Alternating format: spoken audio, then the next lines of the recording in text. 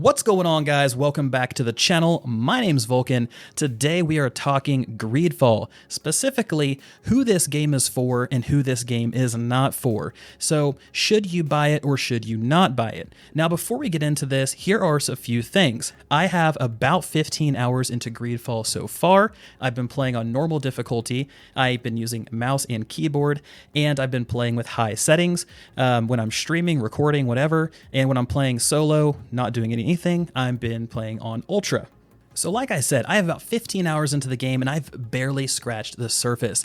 This game has revealed all of its core systems. It's really gone through, hey, here's everything I have to offer and how all this stuff functions, basically in the overall scheme of things. So at this point, I'm really just working through the massive, oh my God, massive log of side quests, objectives, the main storyline, and the devs quoted about 60 hours of the game to chew through. And honestly, guys, I think that is such an aggressive estimate because if you're looking to 100% this game, really kind of explore everything, I think you're going to be pushing the 80-hour mark rather than the 60. So I've broken this review down into several categories: story, world, gameplay, character customization, a bug report, and then my closing thoughts. Each one of these has a timestamp in the description below, so you can skip to the ones that actually mean something to you, and you don't have to sit here and watch the entire thing. So let's dive into this, and let's break down Greedfall so far. Starting off with story. The story of Greedfall immediately takes center stage as expected, throwing you into the fires of diplomacy, family affairs, mysterious disappearances, and clashing factions. You are nearly immediately introduced to your first three companions, each one hailing from a separate faction, and they have wildly differing personalities. As your main character, known as Teer Fradee, the diplomat of the Congregation of Merchants, you serve as the neutral party between all of these warring factions, with all of your decisions, your dialogue options, your kind of actions, all potentially lighting the match to ignite an all-out war on Teer Fradee. The story itself has been enjoyable, and this is something I believe that fans of Witcher, Mass Effect, and Dragon Age would find fascinating, and this is truly, I think, the strongest point of the game, and that's what the game is built around, is the story, the diplomacy, the decisions that your character has to make. Now, moving next into the world, the island of Teer Fradee, where you're going to be spending the entire game, well, most of the entire game outside of the tutorial zone. This is the island where the game takes place, and it is a massive area. The map itself does not truly do it justice. The regions are separated through travel points, which you'll be going back and forth through multiple times, and it restricts Greedfall from calling itself an open world game, but the regions that you can explore are pretty big. They have a lot of things that you can go through, nooks and crannies. If you spec into certain things, you get access to certain areas within those regions, like for instance, a cliff face that you could climb, bridges that you can jump across, fallen trees that you can navigate. But if you don't have any of those things spec'd, then you cannot go through there, which could restrict the zone to feeling a little bit smaller than you would have liked. Beyond that, there are a few invisible walls that occupy within each region. Things like, I was trying to run over this crest of this hill. I can obviously see something beyond this little tree line that I'm in, but I can't go through there because that's the end of the zone and I'm just looking at a skybox or a backdrop. So those do exist within the game of Greedfall. Now, this makes sense. I mean, it is a game developed by a small studio, so they do have technical limitations that they have to work within. Now, moving into the next thing, dialogue. Dialogue in Greedfall is where this game really lets you immerse yourself into each character, giving multiple options for approaching conversations, with even more options tucked away behind specific talent nodes like intuition and charisma that you can spec into. Having these conversations are without consequences, however. At times, you're going to misspeak, right? You're going to be talking to somebody, you're going to stick your foot in your mouth, and this will actually reduce your reputation with that particular faction or that particular companion. So keep that in mind, too, that just because they're your companion doesn't mean they have to be your best friend all the time. So you can also have the opposite effect, where you really impress that person, or you're there for them and you're listening to their, trials and tribulations, and that will thus increase your reputation. So choose wisely. Think about how how would this sound in real life? And that's typically what I've been using. Like, okay, so this person, wow, it's been a really hard day for them. So what would I want to hear? What would I want to say to my friend who is having a hard day? And that's navigated me pretty well. I've only had one reputation, like minus reputation throughout it. So kind of choose that way. Or if you're role playing, whatever, have your character be, a complete like ass or, completely like benevolent. It's up to you. Now, there are romance options in this game as well with no limitations, and that means your character can have whatever sexual orientation they would like, and you can have whatever relationship you would like with almost any of your companions, I believe. So I'm, like I said, 15 hours in, and I've had to kind of rebuff some advances already from some of my companions, so it's been an interesting kind of dynamic that I'm still navigating through. Speaking of your companions, that is the next category. So you get 5 total companions, 1 from each faction. These guys accompany you throughout your travels, sometimes for the better, sometimes for worse. Now, this is where the diplomacy really shines through in Greedfall. You need to be aware of the personal interests of your companions. For instance, no spoilers, right? But I ran into a situation where we discovered something. This caused mixed emotions from my 2 companions that I had with me. This affected their dialogue, their relationship with my character. I ended up losing reputation because of it. And if I had kept one or both of them back at camp, then they would have never discovered this and I would have kept my standing. So because I truly didn't think about what discovery is this going to be and how could this affect my companions, their image of me, and that ultimately led to issues. But then you run into other situations where you're interacting with NPCs out in the world, and those NPCs may speak harshly because that is truly what they believe. And this can actually cause some companions that are upset already to become even more emotional, interrupt the conversation, say things that they shouldn't, and ultimately end up hurting reputation on both ends. So reputation is something you definitely need to keep in mind as you are assembling your party. You're having these conversations and you're thinking through, okay, who do I want to side with, right? What faction, do I want to align with more? You have some early kind of inclinations with some of these factions and you have some early engagements, but ultimately it is which one do you truly want to invest in. Next up is the economy. Now, Greedfall is not immune to the age-old currency of gold coins, right? Gold coins are used for anything and everything in this game, from bribery to purchasing items from merchants. Now, gathering resources, vendoring old gear, selling treasures that you come across, these are your main ways to generate income. Most of my gold, for instance, came from killing bosses, which gave me these trinkets that sold for a few hundred gold and kind of kept my bankroll moving. But gold, for the most part, has not been too hard to come across, but there are constant interactions with bribes or gold requirements in order to progress the story itself. My bankroll really has kind of suffered and it's not as high as it should be because I just keep, hey, you know what? Here's some gold for your trouble. Let's keep on moving. Here's this because my charisma it sucks. So I can't like navigate my way through conversations very easily. So I just pay my way through it like a typical diplomat. Through all of this, though, merchants don't seem to mind if your bankroll is doing well or doing bad because they still sell their weaponry and gear at fairly high prices, especially in the early game. But the thing is, guys, you receive gear so frequently, so regularly that it really doesn't matter, right? The game serves you up so many steady upgrades to you and your party that you don't really have to buy anything from a merchant unless you have something that really RNG has been a cruel mistress and you have just not gotten boots. They're still gray, that type of thing. Then maybe, throw out a few coins and get that taken care of. But for the most part, I haven't ran into that at all. So the economy is pretty solid in Greedfall, I would say. It's very simple. It's gold coins. So make sure to save those up and use them wisely. The next category is Traversal. So traversing the entire world of Teer Fradee. Greedfall features fast travel, right? Through caravans, travel points. Travel points are as they seem. You simply run to the end of a zone and it asks you if you would like to travel to the next one. Cool. Travel, go. It's all foot traffic. Caravans are basically paid taxi cabs that will haul you to the other 2 main cities at the cost of 10 gold. And I haven't done this yet, right? Because I've just preferred to run everywhere because I want to explore. I want to see what the game has rather than sitting in a caravan. But Spiders did something truly genius with this. They did something truly innovative with Greedfall. Your loading screen for fast travel, whether you are fast traveling point to point, caravan, whatever, you are actually at a campsite. And this campsite you can use to manage your party. There's a crafting table there. There's a merchant, so you can buy or sell items while you wait. So while your zone is being loaded, you're actually gearing out your character. You're doing something extremely productive. And when your zone does load, it'll pop up and say, hey, zone loaded, leave whenever you want to leave, but there's no one forcing you. So have these conversations with your companions. You can progress the main story. You can get these things done that you otherwise didn't want to take time out of the actual game to do, which ultimately ends up saving you time. Now, this is an incredibly innovative way to optimize something that has plagued gamers forever, the dreaded loading screen. They took this and flipped it into something that's productive. So bravo, Spiders. I think you did a wonderful job here.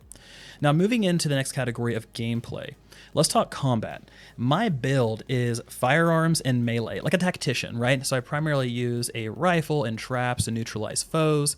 But the thing with combat, guys, combat is inconsistent.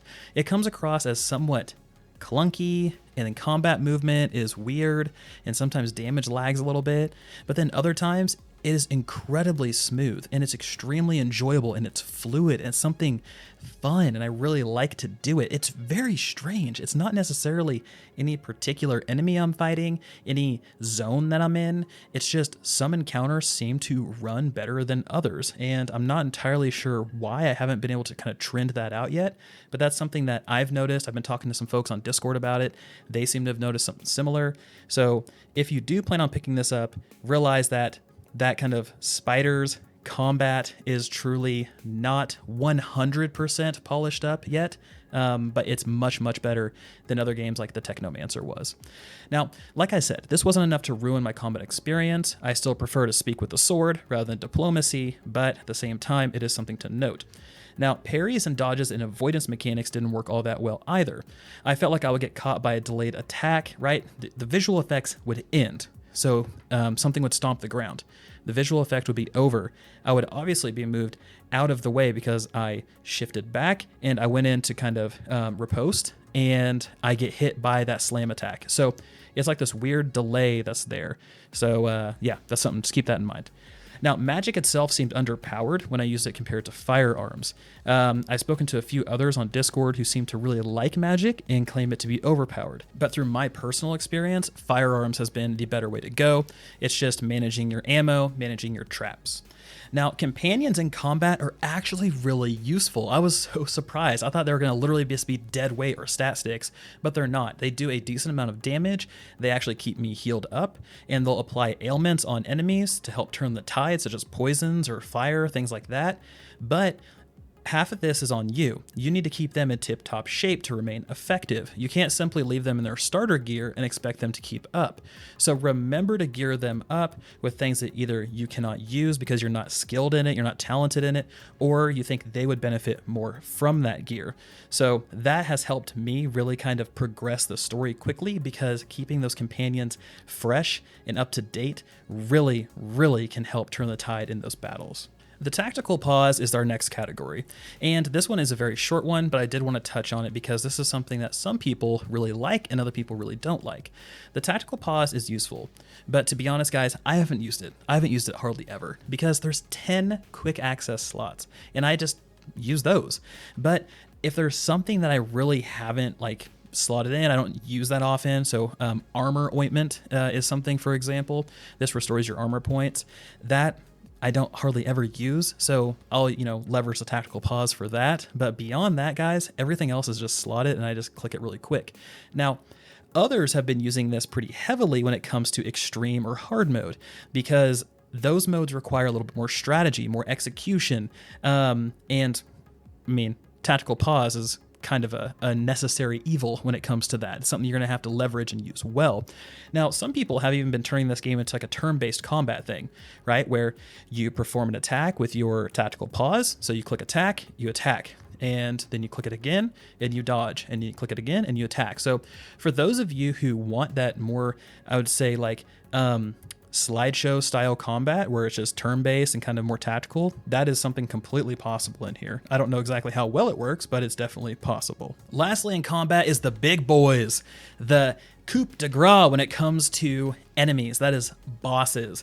Now, I've seen 3 bosses so far, and I've been mostly disappointed. And let me tell you why. It's because I was really expecting some epic battles with these guys, right? And for the most part, it's really just been kind of a rinse and repeat fest to down them, keep them at a distance, shoot my rifle, drop them into a trap, and use my Fury skill when it's charged, all while dodging their very, very, very, very, very choreographed abilities that kind of are arranged. So really my companions kind of just swarm him, and the boss kind of sits there and attacks them over and over and over again. I sit in the back, do my thing, and the boss is doing his attacks, but it's not as engaging, right? They don't have any good counters for my playstyle. So it's kind of forcing me to, do I really want to sit here and play firearms? Because it kind of makes the normal mode, I'm not playing on extreme or hard, but it kind of makes normal mode a bit too simplistic. And I think, from a boss encounter perspective, I would have really liked to see them have some more gap closers, something that would keep me from being effective at long range. Perhaps, and these are just the 3 bosses that I've fought, but all of them seem to all kind of fall into the same category where up close, they were incredibly dangerous, right? They would have all of these like swings, they would do these back swipes and things like that. And they were quick. So you had to either dodge quickly, tactical pause dodge quickly, or just stay at range and time your dive attacks. But ultimately, it really wasn't as complicated as I would have liked to see. I would have liked to see maybe a harpoon come in, grab me, and pull me into combat. I would have liked to see maybe a leap or something like that would jump in and kind of close the gap a little bit quicker. So I just think that some of those things aren't necessarily as polished out as they could have been. I'm expecting hopefully some sort of patch or maybe a little bit more balancing when it comes to those to make things more, I'll say, not difficult, but it's more interesting. So, but like I said, I'm assuming they get more interesting towards the end of the game, but right now, this is just what I've seen. So moving into the next category, we have character customization, and specifically talking about crafting coming up first. So crafting in Greedfall requires a skill point in the craftsmanship talent. Otherwise, you cannot craft or upgrade your gear. Now, okay, this is something that I wish they would have slotted in as a base talent, right? Then allow you to craft or upgrade higher level items through your talent system instead of completely restricting it. Because right at the beginning, you get these gear pieces that have these open upgrade slots, and you try to do it and you can't. And talents come at such a slow interval that you don't necessarily want to waste them on something like craftsmanship when you need them for things like intuition or charisma and things like that, science, in order to be a more effective person. So that is something that I would have liked to see them do differently.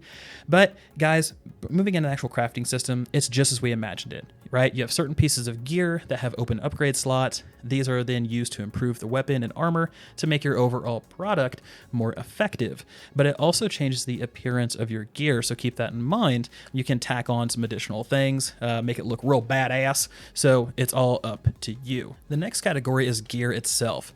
So far in my gameplay, I've seen countless gray items, a decent number of greens, a few blues, and I've seen one unique or yellow item. And these all appear to be random, right? There didn't necessarily follow like a drop pattern or anything like that. Some bandits would drop just gold, others would drop blue gear. So sometimes bosses drop unique yellow items, other times they drop a pouch of gold and a green item. So it really kind of depends, right? There's no sort of like, hey, this boss is harder than that boss, these items are harder, or these enemies are harder than those enemies, so they drop different items. That doesn't seem to be the case at all. It's just completely random unless you slot in, loot bonus gear, which if you pre-ordered and got the actual pre-order gear, that does have a loot drop chance bonus on it, so keep that in your inventory. However, right, overall gear in the game serves its purpose. It's not like anything wild. It changes the appearance of your character and gives you stats like balance and armor and damage and other various resistances, but gear is restricted depending on your attribute points as well. So some things need 2 endurance, for example. If you don't have 2 points into endurance, then you and your companions cannot wear that piece of gear or use that weapon. They benefit from your attributes as well. But overall, the gear itself seems to be satisfactory is what I called it. It is not something that's going to blow you out of the water. There isn't a huge kind of like stat sheet that goes with all of this on each piece of gear.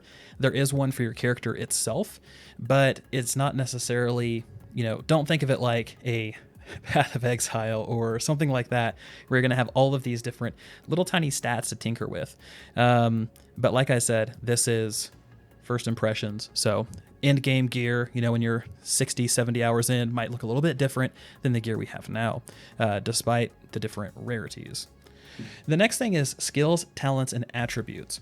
So these are where your character is truly defined. This dictates what weaponry, armor, social skills, and gameplay options are available to you. Talent and attribute points seem to come at a very slow pace. During my playthrough, I constantly ran into things I could not interact with because I didn't have the proper points allocated, which forced me to take alternate routes, the long way around, leave locked chests behind, or miss out on reputation gains through conversations. Because early on, you have enough points to take one of 4 things that make you effective. So you take one thing, and then guess what? Those other 3 things you have to miss out on, and there's no new game plus. There's no way to, hey, I'm going to take my fully kitted out character and go back through the tutorial area and hit these things, because that's just not the way the developers made the game. But with that being said, skill points seem to come incredibly quick through level ups, skill altars hidden throughout the world. I mean, I've been able to reach the top skill in my tactical tree by level 12, giving me access to a large kind of like AoE Molotov cocktail style thing that deals significant damage, also poisons. And these skill trees that I'm talking about are divided into 3 quadrants, right? One for melee, one for tactical, one for magic, and they give you access to certain weapons and play styles. It is recommended to go into a couple of them to make more of a hybrid character, because if you try to go pure mage, for instance, then you're going to have a bad time. If you try to go pure warrior, you're going to have a bad time. So they've kind of built the game around you being kind of not necessarily a jack of all trades, but a jack of 2 trades, and being somebody who is effective in multiple styles of combat. So make yourself as versatile as possible.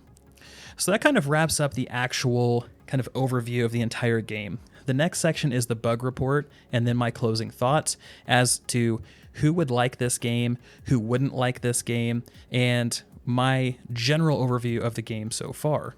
The bug report for PC is pretty low. Graphical bugs such as low-res textures, things not loading properly, those were seen throughout the game. The biggest one that I ran into is poor camera angles. So like during conversations, right, the camera seems to be just all over the place. Like it is literally all over the place.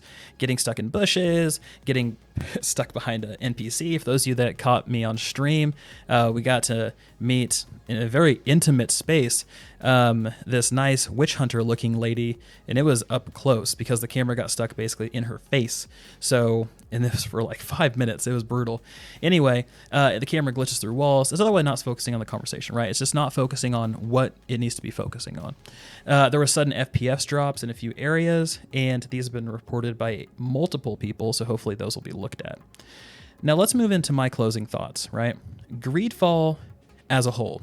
Greedfall is a game for story-focused people. If you like The Witcher, Dragon Age, then you'll probably enjoy this game. It's something that is heavily dialogue-focused, multiple endings, play the game how you want to play, deal with the consequences style of game. Now, I am worried about the longevity of it because it has a strong foundation. It is a strong entry into this kind of genre.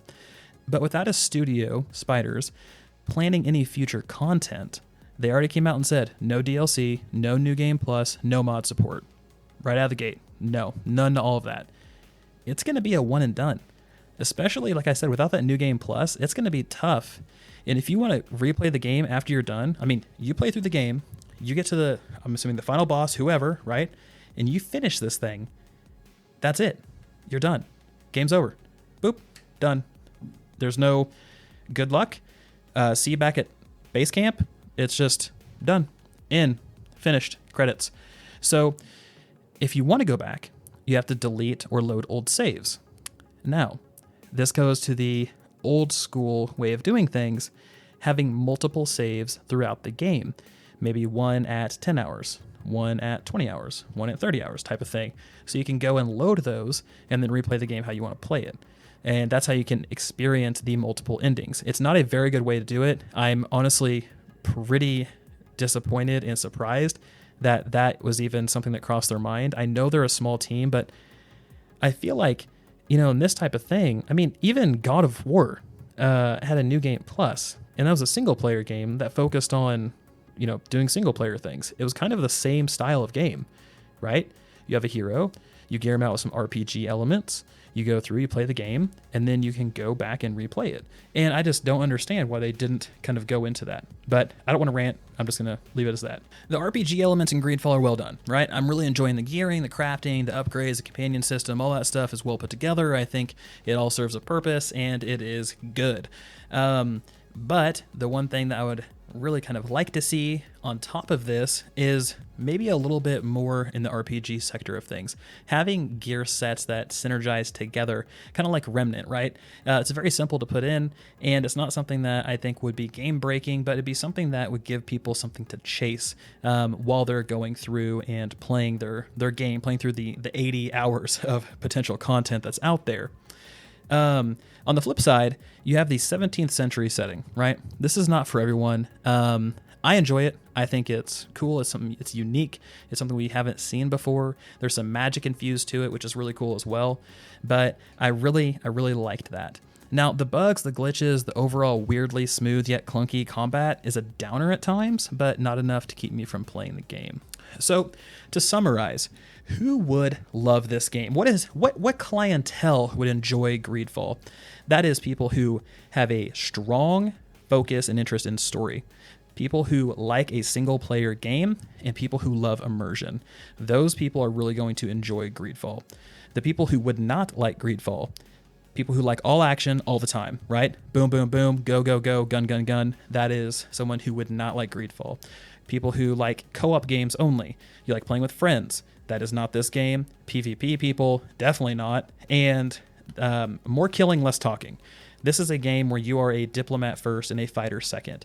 And as much as I like the combat kind of interaction, I like just going in there, swinging my sword, shooting my gun, and just putting people in the dirt. I have to have those conversations in order to progress the story. And if you're somebody that does not like to be stuck in dialogue, then you're really not going to enjoy this. So that kind of wraps us up, guys. This was a incredibly long video, but there's so much to unload on this game, and I appreciate you guys sticking with me to the end.